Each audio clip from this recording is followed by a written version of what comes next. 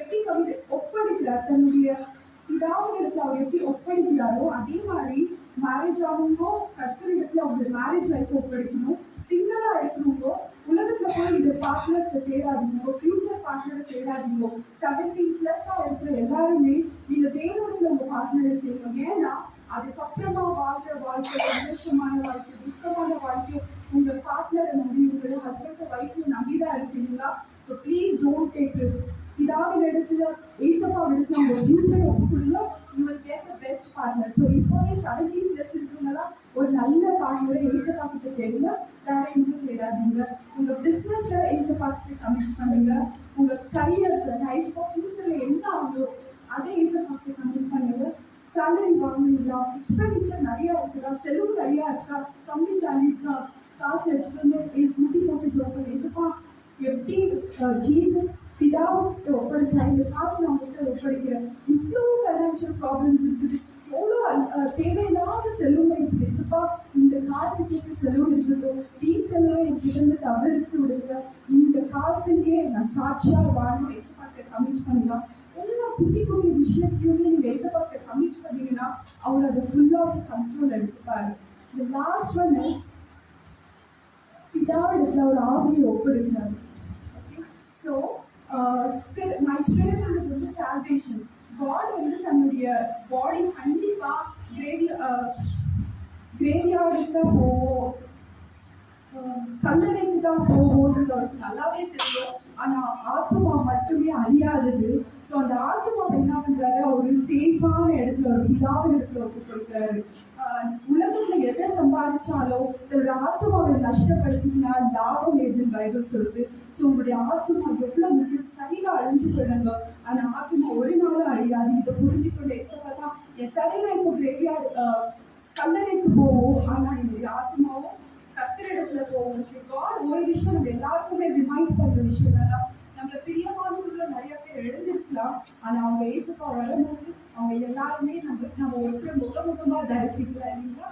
So ஏசப்பா எழும்போது நம்ம மடித்த நம்மளுடைய சரீரம் வேணா உலகத்துக்கு போயிடும், ஆனா நம்ம ஸ்பிரிட் ஏசப்பாவோட இணைந்து இருக்கும். ஒரு பெரிய சந்தோஷமான விஷயம் தான் தெரியும். இவ்வளோ பாடுகளை, இவ்வளோ துன்பங்களை ஏசப்பா பண்ணாரு. 4 லெசன் நம்மளுக்கு கற்றுக் கொடுத்தாரு. ஒரு வந்து உபத்திரவேதத்தை ஏசப்பாவை நோக்கி கூப்பிடு, அவருடைய கருத்துல எல்லாத்தையும் கூப்பிடு, எதுவா இருந்தாலும் ஏசப்பாக்க கமிட் பண்ணிக்கிடு, ஒப்பு கொடுத்துரு.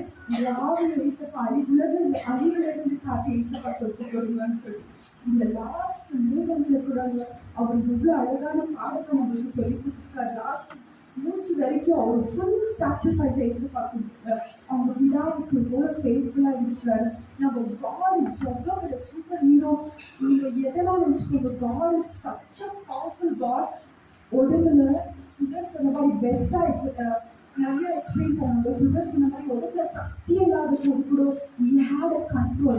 அவரே ஜீவனை அவங்க ஃபாதர் கிட்ட ஒப்பு கொடுக்கறதுக்கு ஜீவனை விட்டார். ஜீவனை யாரும் எடுக்கலங்க, அவருடைய ஜீவனை யாராலும் எடுக்கவும் முடியாது.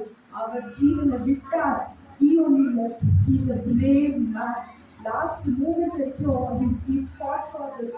இந்த உலகத்தை நம்மளுக்காக ஜெயிச்சாரு. இந்த உலகத்தை ஹியூமன் ஹிஸ்டரியே யாருடைய கலரையும் ஓப்பனா காலியா இருந்தாங்க. நம்மளோட ஏசப்பாவோட கலரை தான் ஓப்பனா காலியா இருக்காங்க. பேசுப்பாங்க நம்மளோட இருக்கிறாரு. ஸோ நம்ம வணங்குற தெய்வம் வந்து ஜெய கிறிஸ்து. நம்ம தெய்வம் தோல்வியானவர் இல்லை. மைப்பி அவமானம் வெக்கம் எல்லாமே பட்டாங்க, எல்லாம் நம்மளுக்காக. ஆனால் அவரோட ஜெய கிறிஸ்து எல்லாமே அவர் கண்ட்ரோல் இருக்கு. அவரே ஜீவனை விட்ட பிறகுதான் தெரிஞ்சிச்சு இல்லைங்களா?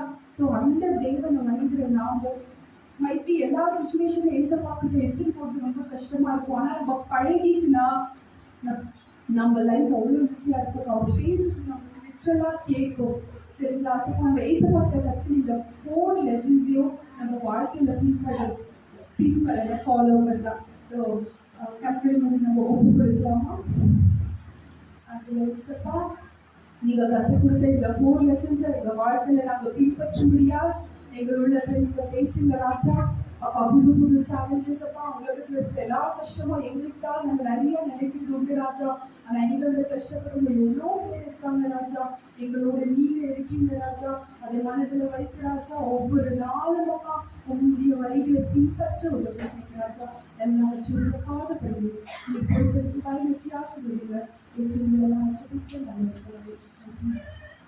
இந்த ஆப்பர்ச்சுனிட்டி கொடுத்த நம்ம சர்ச் பாஸ்டர்ஸ்க்கும் எல்லா சர்ச் மெம்பர்ஸ்க்கும் இயேசுவின் நாமத்தினால நன்றி செலுத்துகிறேன்.